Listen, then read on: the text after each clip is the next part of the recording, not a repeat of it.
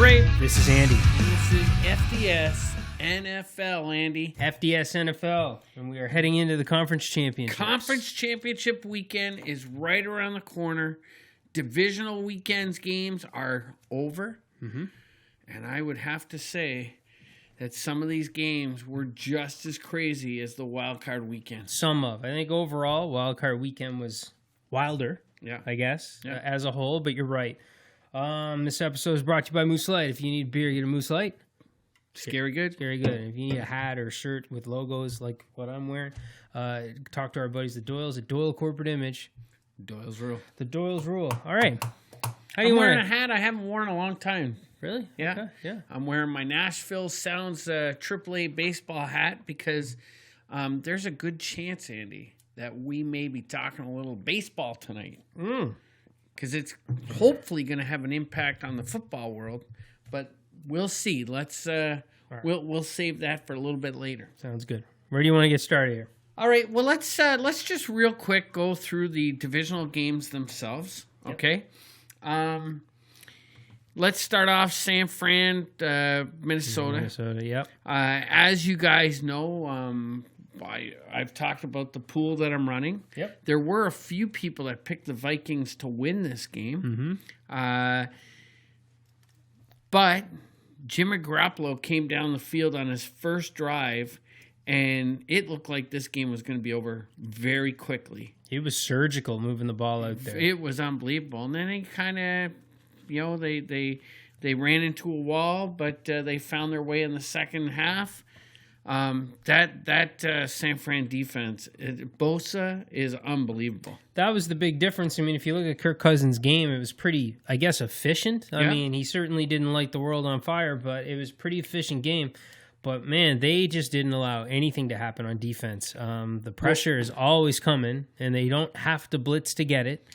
And the Vikings really struggled to get anything going. Well, the number one thing that they did is the Vikings love to utilize Dalvin Cook as much as possible so that he sets up the passing game to Thielen and Diggs. They could not get... they couldn't get Cook going at all. No. And almost every time he ran the ball, Andy, he lost yardage. His total yards for the day was only 18 yards. And he only had 9 carries. Only 9 so carries. Averaging 2 yards a carry. It was a real tough one. This was an super interesting game for me because the offensive coordinator on one side of the ball and the defensive coordinator on the other side of the ball were the two finalists to be the Browns head coach. Yeah. So, of course, they went with the guy that was made look silly by the other one. Yeah. The Vikings offense. I really like it.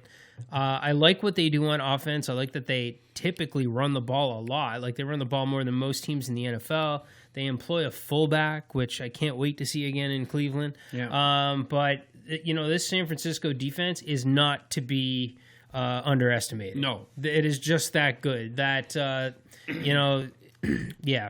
It's hard to read much into the game. I'll tell you, it was probably more upset than anybody watching this game, other than maybe Vikings fans, were the Saints players watching Minnesota go on the road and just get killed, destroyed by the defense. Listen, I'll tell you the other thing about San Fran that you really got to watch out with these guys is they don't just have a running back duel. They've got a running back committee. Oh, yeah. All 3 of these guys can come in and move the ball in 3 different ways, Andy. Well, and they're all on the field together at some time. Absolutely. That Tevin Coleman, I know he had a big game, but outside of this game, Coleman can break a run at any time for the length of the field. He's got that kind of speed.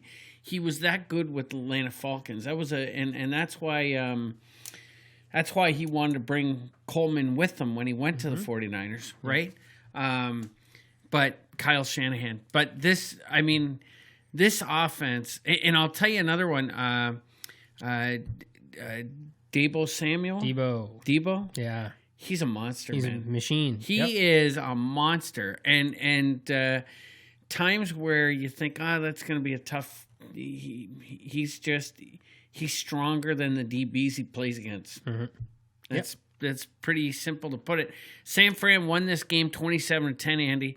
We'll talk about the conference championships a little bit later, but I'm liking what I see from the 49ers. Plus, it was great seeing Joe come onto the field before the game as one of the captains for the coin toss. That was great. That was super cool. Yeah, can't take San Francisco lightly moving forward.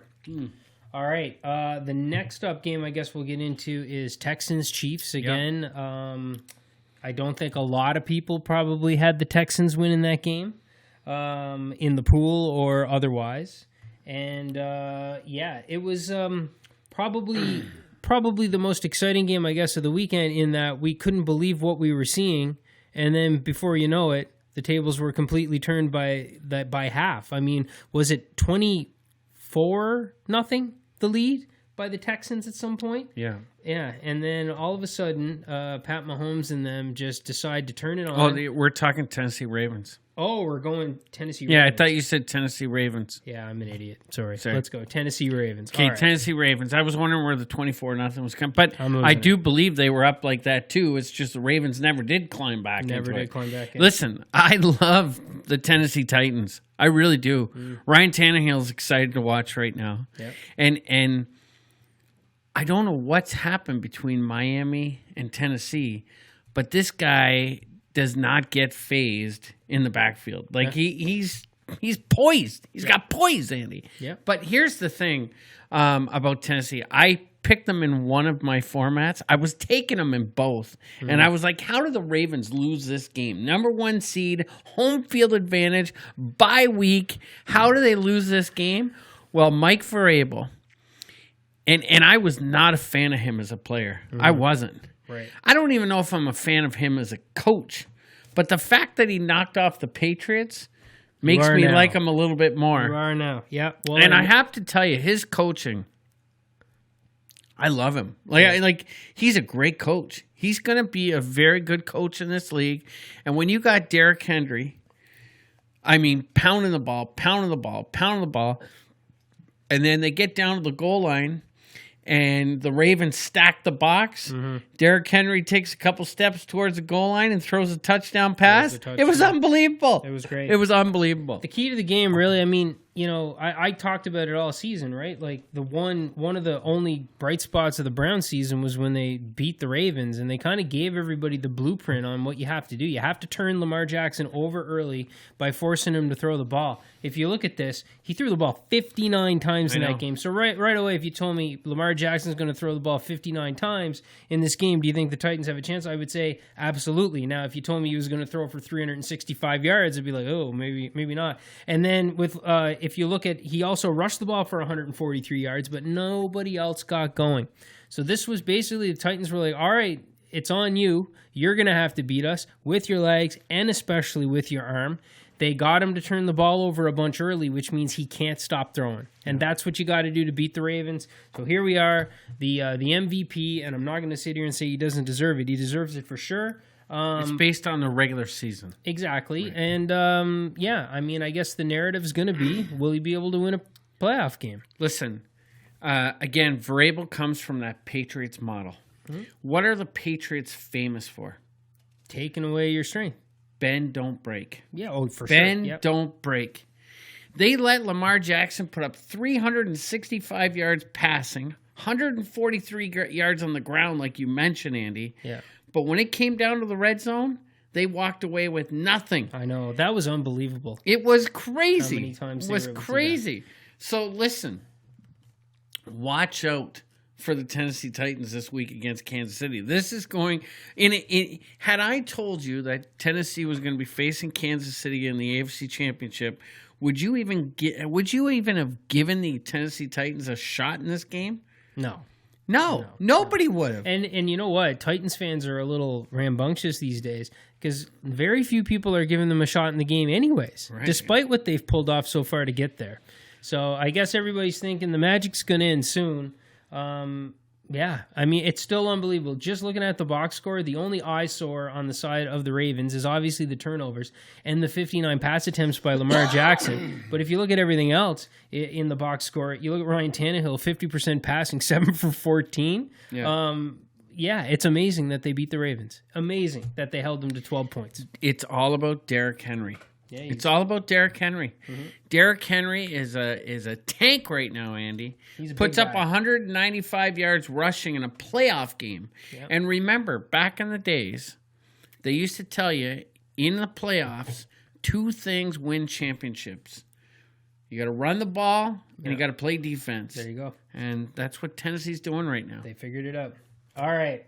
Now do you want to go to Texans Chiefs? Let's talk Texans and Chiefs because this one was a wild football game. Yeah. And you talk about how the Saints felt. As a Bills fan, I was sick seeing the Tennessee Titans up 24-0. Texans. Seeing the Texans up 24-0 in the first quarter, Andy, it made me sick to think, what if? What if? What if? Well, I mean, at that point, you must have been like, okay, so you know what? We did well to hang with the Texans as much as we did. Here they are absolutely annihilating the Chiefs, and they're up 24-0. But you know what? I don't know about you, and again, hindsight is our friend, but I was texting back and forth with Mike and a couple other people, and when the Chiefs scored that first touchdown, blown coverage. Right away, I was like... Oh, you mean when Texans did? No, when Texans were up 24-0, okay, and when the Chiefs got the first score, yeah. I was like, oh, they're going to win this game. They're going to run away with this game. They are about to turn it on. They're going to run away with this game. My friend Mike, he's got a betting app where you can bet mid-game on the fly, and after the first touchdown, he got great odds and bet for the Chiefs to win the game. You could just tell. Tell. I get that to win the game, Andy. Yeah. But how many people would have taken the bet that down 24-0 they'd be at the end of the first quarter, yeah. that they'd be ahead at the half? That was amazing. Yeah. That was the most amazing second quarter I've ever seen from a football team. And I said this to you, by far it was the most amazing first half of football I've ever seen in a playoff football game. So far, definitely the most exciting. The most exciting it was we've crazy. seen. I mean, everything that could happen did happen, and it was unbelievable. And what I love about watching these games and then going through Twitter is Twitter will always kind of give you the highlights of the last hour. So all you're seeing on Twitter is how amazing the Texans are and how Bill O'Brien is taking it to Kansas City. But then live on the television, they've already flipped the scales and Twitter hasn't caught up. Love it. Yeah. Love it. Here's a neat stat. The Kansas City Chiefs are the first team ever in playoff history to be down 20 and win by 20. Mm-hmm. First team ever to do that. Yep. When it comes to Bill O'Brien, he made some bad coaching decisions in this football game. He did. Bad. And Bill O'Brien's one of those guys. Again, he's from the New England tree. Yes, he is. Yeah. He is the GM as well as the head coach for this team. They have no GM right now. They wanted the guy from the Patriots. The Patriots blocked them in interviewing him, so maybe they'll go out and get him this year. Who knows? But you're right. I heard something about Bill O'Brien's son is looking to become the GM of the Texans. Anyways, well, there you go. You can't have a coach. I mean, it's worked for Belichick, but you can't have a coach in both responsibilities. No. You just can't. And he went for it this year. If you look at what he gave up for Tunsil, if you even look at what he gave up to the Browns for Duke Johnson, which ended up turning into a third rounder. The Browns weren't even getting a fifth rounder for him from anybody else. They don't have a first round pick for the next 2 drafts. No, they went for it. So Kansas City came back and really made them look dumb. But for a while Patrick Mahomes. Listen, I had Patrick Mahomes in my regular season fantasy football pool, and I was very disappointed in his performance this year. Yeah. I was in a playoff fantasy football. I had the second pick overall. Lamar went first. I took Drew Brees instead of Patrick Mahomes. What a massive mistake I made. Patrick Mahomes comes up and puts 5 touchdowns on the board just to smack me in the face a little bit harder for not taking him in the playoff pool. Gotcha. Well, that's a great segue to the next game. Speaking of smacked in the face, so the playoff pool that you're running where we're picking the games. When I sent you my picks this week, I believed in all of them firmly, with the exception of this game. Yeah. I thought to myself, the moment I sent this to you, I was like, Andy, that was stupid. But I picked the Seahawks and I picked the under. And I managed to talk myself into the Packers having a bit of a playoff letdown with their first-time head coach. The weather was supposed to be really cold. They were saying people that citizens were coming out to help shovel snow off the field. And I just talked myself into doing this because not only did I think maybe there was an off chance that it happened, but I thought almost nobody in your pool would have been betting both the Seahawks and under. And I thought it was my opportunity to climb back into contention going into championship weekend. And I was looking like an idiot. Like, that did not work out for me whatsoever. Aaron Rodgers in the post-game interview had some attitude about him. He did. And because he knew a lot of people are doubting them right now. It is pretty amazing. You know, going into this season, everybody's like, can this first-time head coach who really didn't have a lot of experience, can he handle the personality? And they're 13-3, and now they're in the NFC Championship. So things are going well. But this was a semi-exciting game, too, when Seattle woke up and decided to make it a game. Listen, one thing I've got to say about Green Bay is all year long, all you've heard is Green Bay's got a much better defense. Right. Right? I thought they did play pretty good defense. And he used the Mike Pettin system. I mean, we've seen him in Cleveland. We've seen him in Buffalo. Yep. You rely on your DBs. And very similar defensive formula that he's using in Green Bay. But Seattle had the ball late in this game. And one thing about Seattle is I always say you cannot count out Russell Wilson. No. He's in every game. Every game, Andy.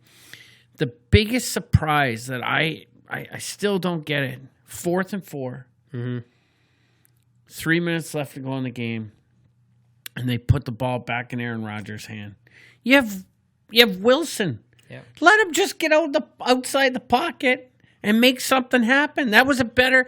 So, all right, they had the ball around the 42-yard line when this happened, when they decided to punt the ball away. Yeah. So what if you gave Green Ball the ball at the 40? I mean, take a shot to win the game. I just don't agree with that formula whatsoever. Punt the ball away into the hands of one of the best quarterbacks that the league's ever seen. Yeah. I just don't get it. I think what they were doing, I think Pete Carroll was just riding the momentum of the second half. I mean, obviously, Aaron Rodgers went crazy in the first half, but they had held him to 7 points at that point, and things were starting to swing in their direction. And I think he just looked at how the momentum was going and thought, we can stop them, get the ball back, and go for the win. Didn't work out. And this is interesting. Packers 49ers in the NFC Championship game now. I think had we come into the playoffs or even midway through the season, if somebody told you, hey, NFC Championship game is going to be Packers 49ers, I think, I won't speak for you, but I think you'd have a relatively easy time believing that. Yeah, absolutely. I may have predicted that at the beginning of the year. There you go. But then in the NFC or the AFC, we got the Titans.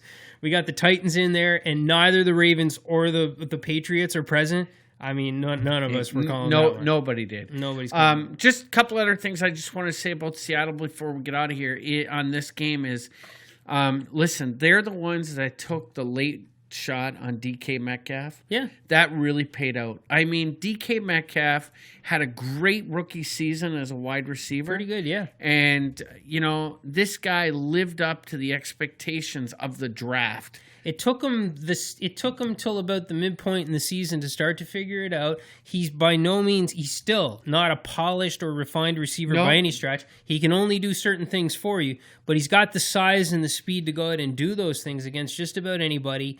I think where he got drafted helped. Yes. Because I think he came in humbled a bit. Yeah. Chip on his shoulder. Not humbled enough not to show up to Pete Carroll's office first time they met with his shirt off, but humble a bit and decided he had to go prove everybody wrong.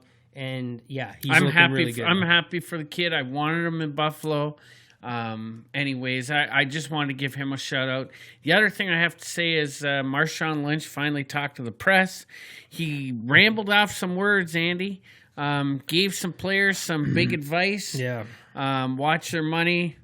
Basically, something else. Look after your minds. Look after your money. Protect your chickens. Yeah, if you can decipher what he was saying, it was a good message to the young people in the game. He's got a lot of friends that are out of the game now that aren't even right due to concussions and things like that. But I think his major message was look after your money so that you have some after you're playing.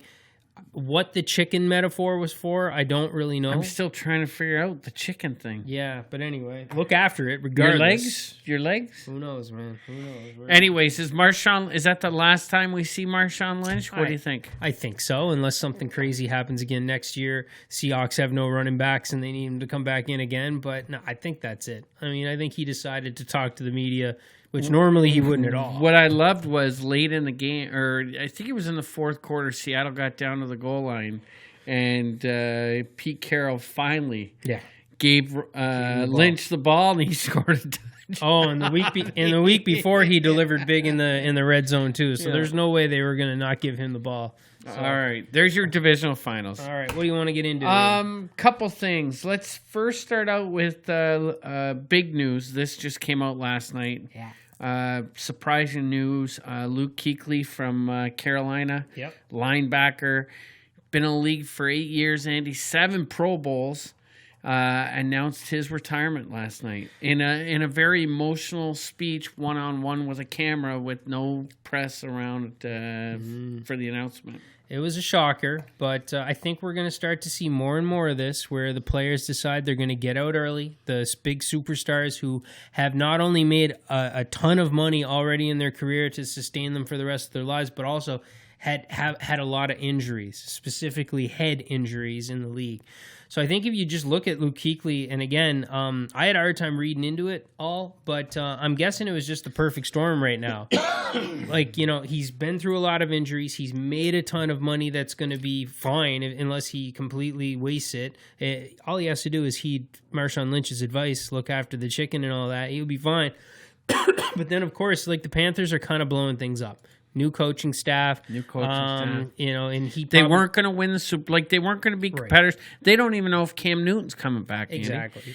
And I'm wondering if that's a big part of his decision. This guy has got 2 years left on his contract. He was scheduled to make $22 million this year, which is going to be on the cap for the half of it. I think $11 million on the cap. Yeah. And then next year he was going to receive $10 million. It was the last year of his contract. In this current contract, he had $61 million guaranteed. So this guy has made his money. He's fine. He's a multimillionaire for generations. Yep. And but it is very interesting to see what happens. Because here's the other thing, and I read this too. These guys get this second contract, big money, walks away at the age of 28. This guy's going to head for the TV booth and get signed big money to, talk about football every Sunday morning. Yeah. Without taking any hits. Exactly. Because he's a well-spoken guy. He is. He is. I don't know that he's the most entertaining, but he is definitely well-spoken. He'll definitely be able to give some analysis. Really quickly, let's revisit the 2012 draft with this news just for a second here, okay? Right, and we're just going to do the top 10, and thankfully the Browns and the Bills were both featured in the top 10 that year. So right off the top, Andrew Luck, the quarterback, already gone out of the league. Gone.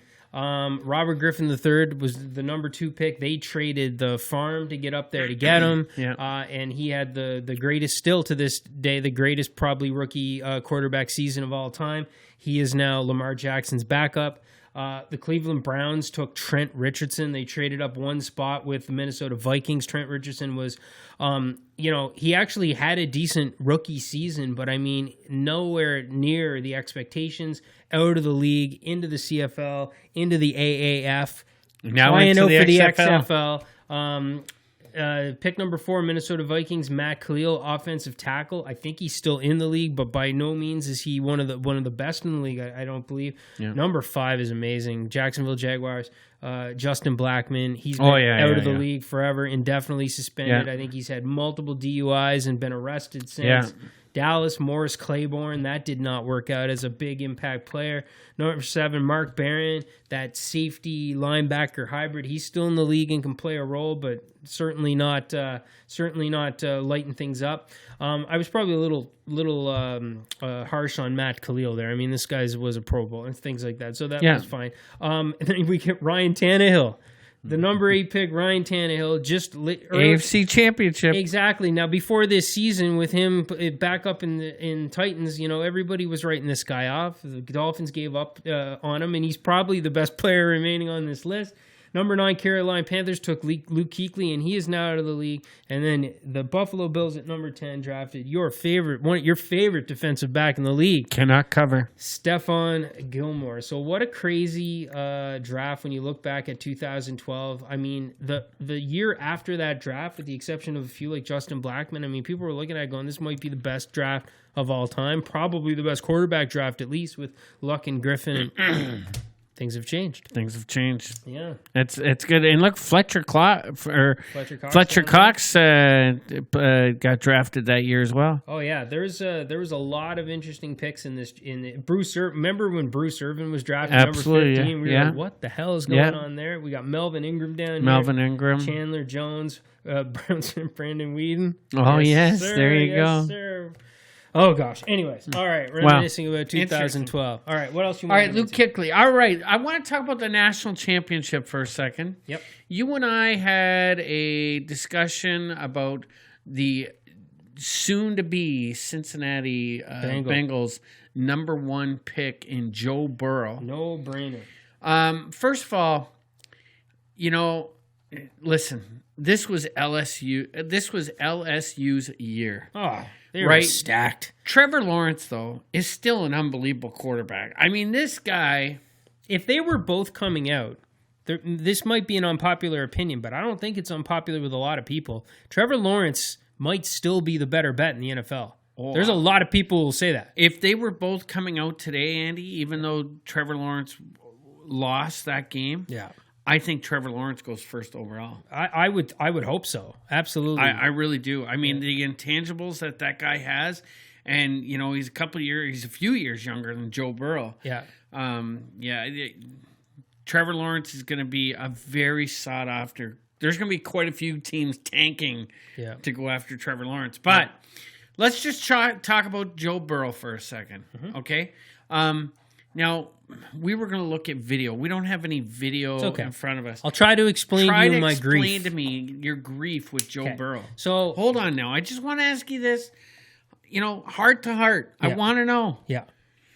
Do you have a problem with Joe Burrow because he's going to a conference divisional team? So I can promise you no. I think you know me well enough now to know that. I just got to ask. I think you know me well enough now that I don't predict things or hold things against certain players just because I want that to happen. So it would be wonderful if Burrow was a bust because he's going to Cincinnati. I highly doubt that that's even possible, and I wouldn't predict that or poke holes in his game simply because I want that to happen. Look, I think he's the no-brainer number 1 pick. I think he's set records he's Heisman Trophy winner, national champion. Nobody's ever thrown as many touchdowns in a single season as Joe Burrow. And coming into this season, the all-time highest PFF-rated college football quarterbacks of all time was Kyler Murray and Baker Mayfield. They were tied, and now they have both been pushed down as by 0.2. Joe Burrow has taken over that spot as the top college quarterback of all time with PFF grades. Here's my thing. As you know, the Browns have been looking for a quarterback for the better part of the last 12 years that I've been watching. So every year it's all quarterback. We've had so many starting quarterbacks. There's that famous jersey going on. There's a little something that young quarterbacks do that catches my eye, and here's the best way that I can explain it to you. They take the snap, and their drop back is not smooth. Whether it's a 3-step drop, a 5-step drop, in some cases these kids do 2-step drops, which shouldn't be happening. But basically what happens is they'll take the snap, and either there will be a pause before they start their drop back. Okay, that's when you mean. I thought you meant a pause, like his throwing motions and then pause and then throws. No, that's what I thought you meant. Joe Burrow's throwing motion is amazing. I have no problem with the way he throws a football. It's in his drop back. So he does two things. He'll take the snap and he'll actually stand there flat-footed for a moment and then very quickly do his drop back. Or what he'll do is he'll take the snap and he'll do his drop back, Ray, and then his feet will stop moving. See, right there, that was actually that didn't look as bad as some of them. But he'll actually stop and plant his feet, and he'll actually be flat-footed for a moment while he's staring and waiting for something to happen. And his team was absolutely stacked, and these guys always did get open, so that's fine. The fact that he could stand there flat-footed and wait for the route to develop and it would be there and he'd hit the throw, that's great. But the Browns quarterbacks that drove me the most crazy, that you could always see it, they did it in the NFL as well, is there was that lack of smoothness in the drop back. And it doesn't happen with Burrow every play, but I just saw it in some of them. And I just thought to myself, oh, goodness, he kind of, like Johnny Manziel, I was telling you, was still doing this in Montreal. Yeah. And I'm just, in the NFL, if he does the quick drop back and then stands flat-footed while he's waiting for a route to develop, that's not going to work. You can't have your feet stop moving. And I just see it a little bit in Joe Burrow sometimes. I know he can get away with that in college, but of all the quarterbacks that I've seen the Browns take that have failed, it's just this weird little thing that I've seen that I always notice. My eye always notices that drop back was not smooth. It's clunky. And I saw it in Joe Burrow. Anyway, that's it. Otherwise, if the Browns were picking number 1 overall, I would want them to draft Joe Burrow. I'm not predicting he will be a bust. Well, that would be an unbelievable draft pick because they'd get a quarterback. But no, I'll have to go back and watch the film on that, Andy. I thought you meant pause in his throwing motion. No. I thought this kid, and again, I didn't watch a lot of university football this year. I just didn't have time. But I've only seen this kid play a couple games. But in this particular game, I thought his footwork in the pocket was unbelievable. I thought his throwing motion was great. The way he was going through his progressions. I thought this kid looked like a professional quarterback watching this football game. Me too. And it's just a nitpick little thing. It's not the footwork in the pocket once he has to start moving. It's the drop back. The drop back is just not smooth sometimes. And it just reminds me of a bunch of quarterbacks that I've seen come to the Browns and fall on their faces. Okay, that's it. Well, I'll have to keep an eye out. I'll have to watch for that. Now, LSU beats Clemson 42-25, lays a smackdown. There was a lot of former LSU Tigers at the game. There was 2 specific ones I'm sure you want to talk about. Yeah, and the reports are coming out all over. I don't need to see the reports. I saw it on camera. Mm-hmm. Odell Beckham had a huge wad of cash with him, and he was handing out 4, 5, 6, 7 bills at a time to a lot of these players, when these players are specifically not allowed to accept cash in university. What are your thoughts on this? I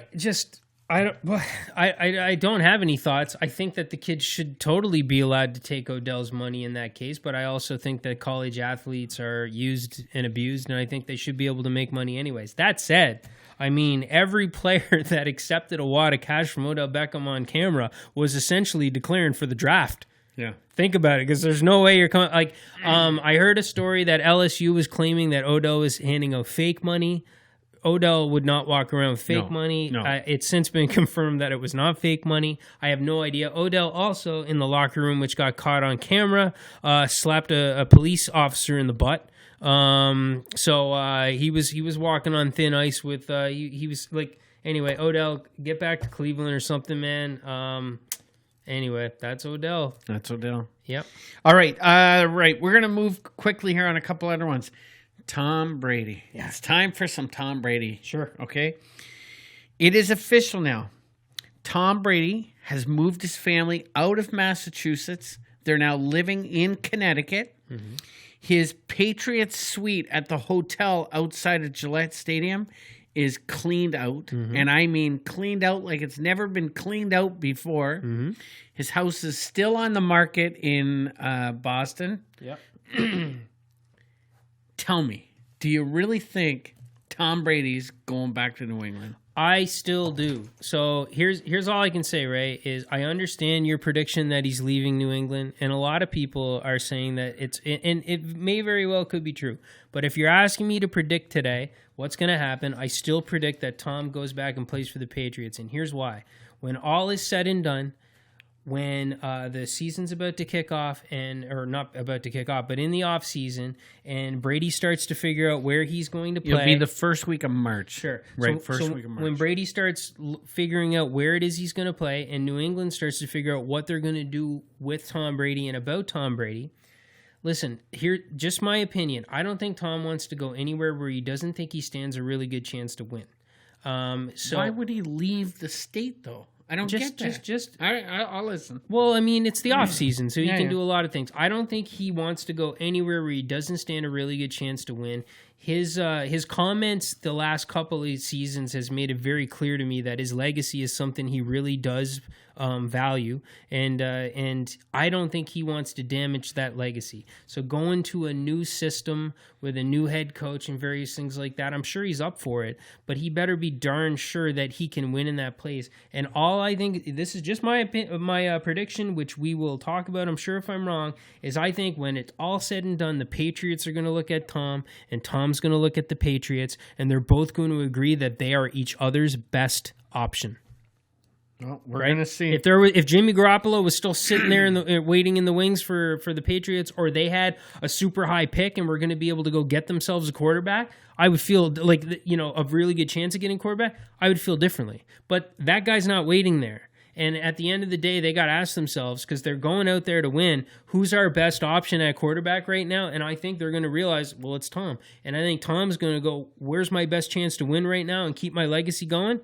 It's going to be New England. That's what I think. Well, they're going to have to get a lot of weapons to make that happen for Tom Brady. Well, here's the crazy thing is... And he's not going to take that hometown discount that he's been taking. Here's the thing. There's no way that they're going to be able to get those weapons for him before they all have to make these decisions. So they're going to have to talk it out and convince him that weapons are coming, because this all has to be decided upon before they're going to be able to hit the free agency market and all that. So it's going to be interesting, but I still have to, I'm sticking with my prediction that he plays in New England. And I'm sticking with my prediction he's gone from New England. Done. Your prediction actually is very specifically San Diego, so don't try to call yourself right if he ends up playing somewhere other than San Diego. I never said San Diego. Ever. We've got yeah. You don't have anything on tape about San Diego. Oh, we do. It's the LA Chargers, Andy. Sorry. It's the LA Chargers. LA Chargers, yeah. Mine's all over the place here. Garrett's got an interview with the Browns this week to be an OC. Giants. Yep. With the Giants, sorry. I don't even want to get into that because the next topic is a good one. Okay. Let's talk about the Cleveland Browns. All right. What's going on in Cleveland, Andy? Because I hear that the Cleveland Browns have chose the guy that's willing to submit his game plan each week to the analytics group yeah. as well as the team owner. Yeah. What did they do in Cleveland? Well, they hired a head coach. They've debunked all of those stories. There is definitely no requirement for the new head coach to submit his game plans to anybody. The new head coach will be obviously using the analytics group to help with his game plans, which all the smart coaches do in the NFL. The coaching staff that was in Cleveland last year refused to do that, which was part of the tension, right? When you see zero improvement, boneheadedness, and you're not willing to actually accept any sort of data to help you. So that none of that is true. They actually went with your advice, right? I don't know if you realize this or not, but you were like, no, the Belichick tree is no good. The Andy Reid tree is better. Well, in a crazy sort of way, Kevin Stefanski, new Cleveland Browns head coach, he is the Andy Reid tree. Now, he's never worked directly for Andy Reid, but his first job in the NFL, he's been with the Vikings his whole career, so he's survived 4 coaching changes there. Brad Childress, which is Andy Reid tree, is the first guy to hire him. He also worked for Leslie Frazier. Yeah. He worked under a lot of Andy Reid disciples, and that West Coast offense, that sort of Kyle Shanahan type thing, has been with him the whole time. So they actually did go Andy Reid tree. So nice. you'll be happy with that. Listen, My thing on the Browns is this. There's no reason for me to be negative at this point. I'm not going to overreact to anything. I'm not going to worry about this. It just has to play out. And I'm not going to even have an opinion on this until week 1. I'm also not going to buy into the coach was amazing in his press conference, but how many coaches don't win their press conference? Everything he said was wonderful. We'll see if he can put a really good staff together. The stuff that he said about Baker Mayfield, they talked. He said his goal obviously is, as an offense, for an offense, what you want to do is you want to make everything black and white for the quarterback. You want to simplip things for the quarterback, make everything black and white, remove the gray. I think it's very clear that everything was gray for Baker Mayfield last year, and basically he had to make decisions constantly. So I liked what I heard there. I liked his line where when he was asked about the big personalities, he says your personalities are welcome, but your production is required.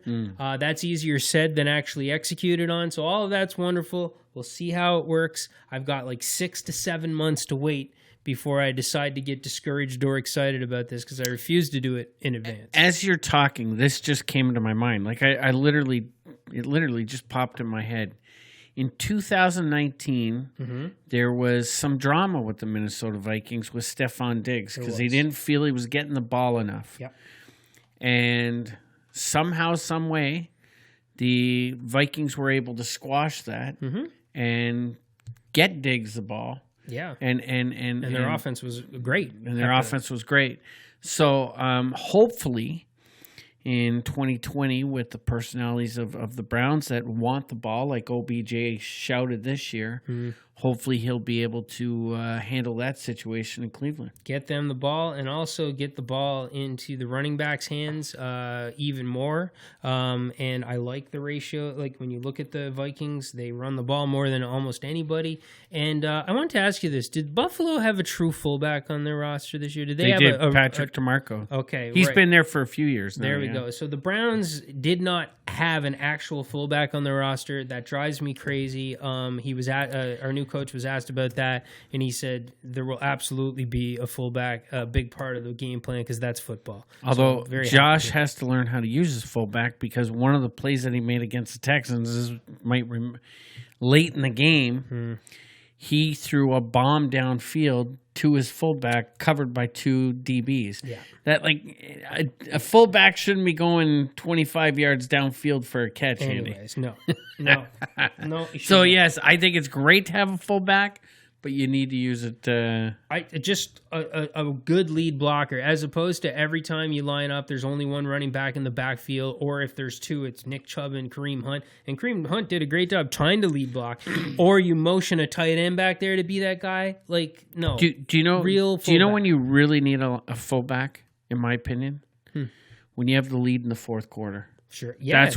That's when you need your fullback, and you come in and you just run over that defense, ram it through the line. Absolutely. That's right. Yep. That's why you need a fullback. Yep. Any topics you want to cover? I got one more before we get out of here. No, I think we've covered everything that was real big this week. The Hall of Fame was announced. A bunch of the inductees, and I as a Browns fan, I was happy to find out that whole list of people they were trying to sneak in to recoup. Former Browns owner Art Modell, who ripped the team out of Cleveland and lied to the city and all that. Ravens owner is not getting in, so that's wonderful news to Cleveland people and Cleveland fans. And otherwise, the touching moments of Bill Cowher finding out he was making the Hall of Fame live on camera, and Jimmy Johnson as well. Troy Aikman was very touched by it. Yeah, absolutely. That was pretty cool. So it was really cool. Yeah, it was really cool. I did see there's a couple people very upset they didn't get into the Hall. That Cowboys, guy, guy that made the announcement at the draft a couple years ago. Yeah, he is not happy camper right now. No, he's not. And that is sad to see. Yeah. It is sad to see that, but he's not happy.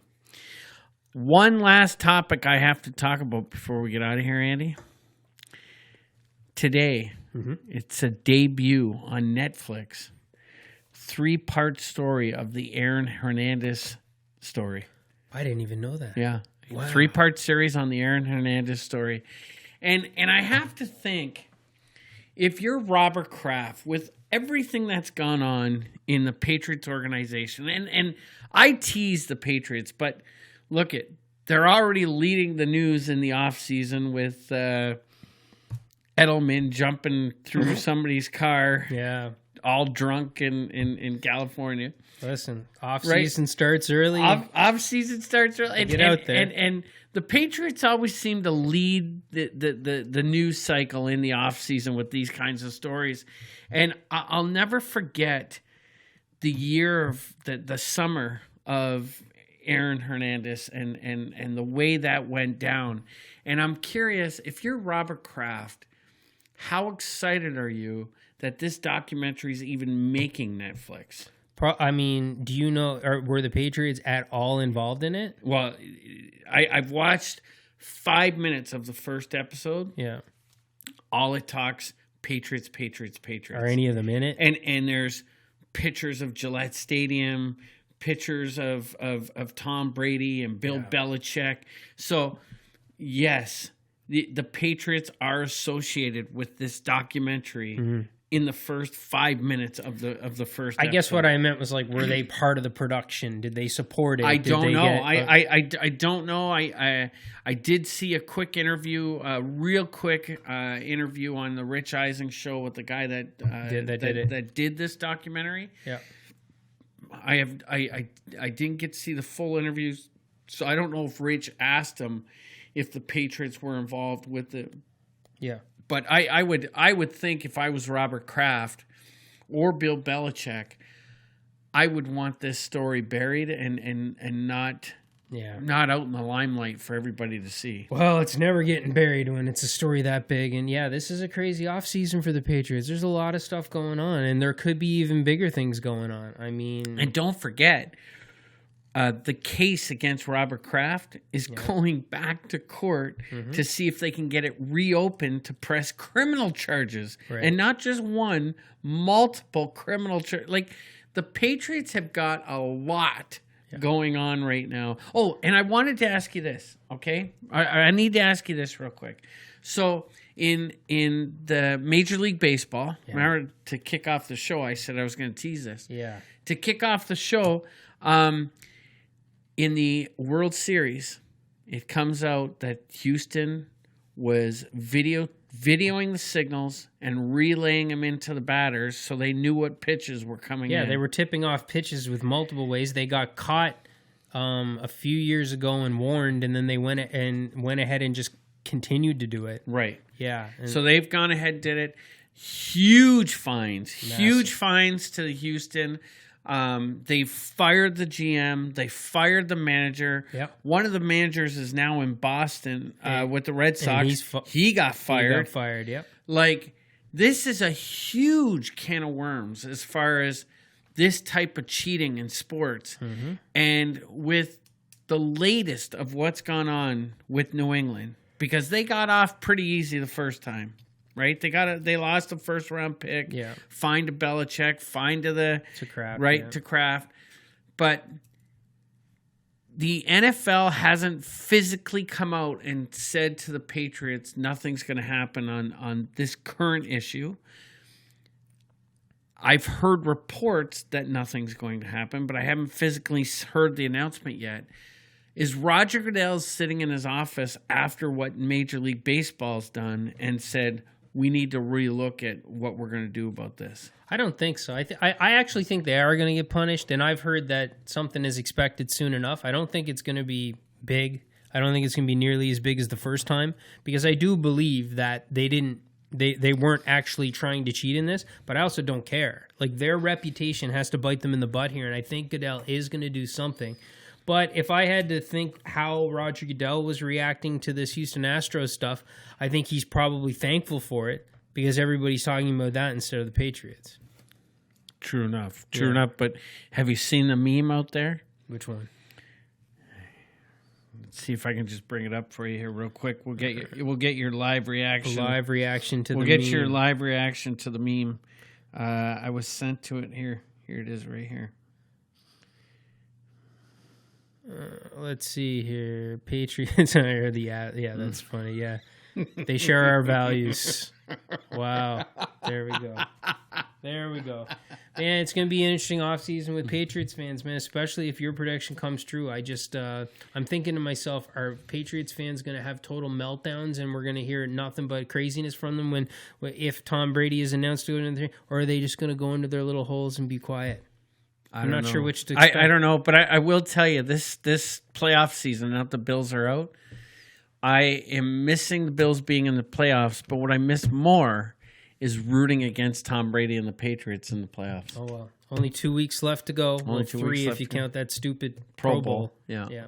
All right, let's get All right, guys. Thanks a lot for tuning in. Again, if you're watching us on YouTube, click the subscribe, give us a comment, do all the stuff that we always ask you. And if you're listening to our podcast, Andy, please leave us a rating or a review, please. That would help us a lot. And enjoy the games on the weekend. Go Titans. Go Titans. Go Chiefs. I can't release that information yet because I'm up near the top for the football pool. And I am not.